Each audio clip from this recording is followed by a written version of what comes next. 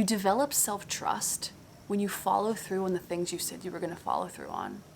It's self-accountability. But not only is it self-accountability, but you also get a dopamine hit. Every time you get through dread, that feeling of dread, the feeling of, oh, I have to do this, the tedious task, the thing that's scary or uncertain, putting yourself out there and getting rejected. Every time you do that, every time you take that action that feels uncomfortable in the moment, you bypass dread, you move through dread, that feeling of ugh, and then you get a dopamine hit. You get that feeling of, oof, I did it. Yeah, I did it.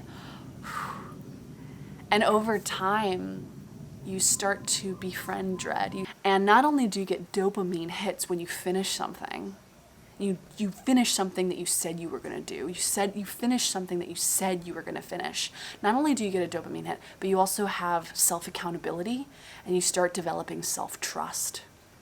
You really start to trust yourself when you take action on the things you said you were going to take action on. It's the best way to develop trust in yourself. Take me, for instance, right now. I have no idea where I'm heading in with my life. I have no idea really where I'm going. I have an inkling, but I'm kind of just following the little pings, the little breadcrumbs as they arise with each day. But even still, I am trusting because I have developed that self-accountability with myself since I was 18, of taking chances, buying that camera, even though I didn't know what I was doing, getting that credit card to pay for the camera, deciding I was going to go full force with YouTube, making the decision that I was going to become a 6-figure astrophotographer, which I did. Every time I followed through on those impulses, on those intuitive gut feelings of, I need to do this, I need to try this, I need to put myself out there today. Every time that I did that, not only did I develop self-trust and self-accountability, but opportunities started coming up for me because I trusted that the net would appear, that I could take a leap of faith and a net would show up at some point. Now, whether or not that would be soon after or take a few years, that's a different story. But I still always trusted that something would happen down the road.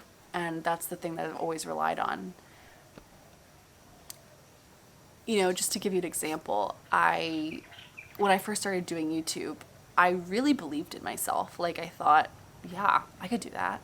And it's interesting because I've never really watched YouTube before. I've never been a YouTube watcher, subscriber, or anything. I'm definitely more of a movies gal. I like watching movies, documentaries on Netflix or Disney Plus a lot more than YouTube. But I started watching YouTube about 6 months before I joined, right before the pandemic. And it's interesting because I was watching these YouTubers and I was like, I could totally do this. Why am I not doing this? And so I just decided I'm going to buy a drone and I'm just going to make really cool films and I'm just going to go all in with this. And what's crazy is it took years. It took, a few years before there was some success and there was some money being coming back to me to pay off, all of the investments that I made to start doing this, right? And so for me, I had to learn that. I had to experience YouTube and I had to try being full-time in order to learn how the algorithm works, how YouTube works, how social media and doing this kind of work works. And then realizing, oh, I actually don't want to do this full-time. That's just an example of how I've needed to take leaps of faith in order to learn those things.